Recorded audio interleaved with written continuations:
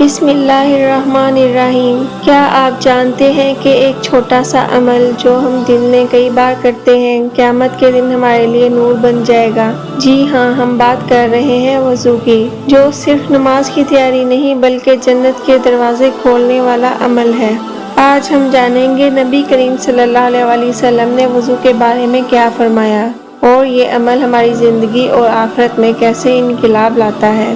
رسول اللہ صلی اللہ علیہ وسلم نے فرمایا، جب کوئی مسلمان وضو کرتا ہے اور اپنا چہرہ دھوتا ہے تو اس کی آنکھوں کے گناہ پانی کے ساتھ یا پانی کے آخری قطرے کے ساتھ دھل جاتے ہیں۔ صحیح مسلم حدیث نمبر 244۔ پھر جب وہ اپنے ہاتھ اور پاؤں دھوتا ہے تو گناہ بھی ان اعضاء سے یوں بہہ جاتے ہیں جیسے بارش کی بوندیں پتوں سے ٹپک جاتی ہیں۔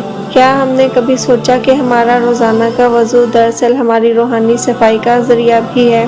ایک اور حدیث میں آتا ہے، میری امت قیامت کے دن وضو کے نشانات کی وجہ سے پہچانی جائے گی، ان کے چہرے، ہاتھ اور پاؤں چمک رہے ہوں گے۔ صحیح بخاری حدیث نمبر 136۔ سبحان اللہ! وضو کرنے والے قیامت کے دن روشنی والے ہوں گے۔ دنیا میں چند قطرے پانی کے، لیکن آخرت میں نور کا سمندر۔ وضو نہ صرف صفائی ہے بلکہ ایمان کی علامت ہے۔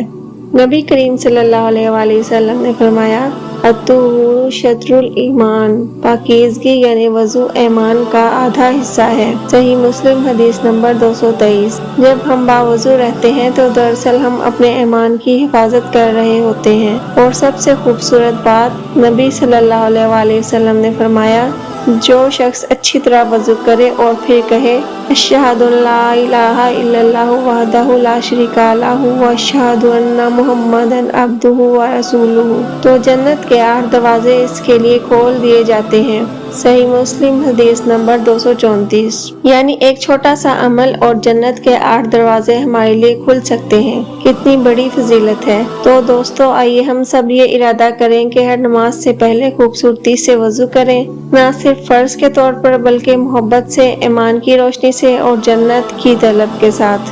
اگر آپ کو یہ معلوماتی ویڈیو پسند آئی ہو تو اسے ضرور لائک کریں، اپنے دوستوں اور گھر والوں کے ساتھ شیئر کریں اور ہمارے چینل کو سبسکرائب کرنا مت بھولیں تاکہ آپ کو مزید ایسی ایمان افروز ویڈیوز بروقت ملتی رہیں۔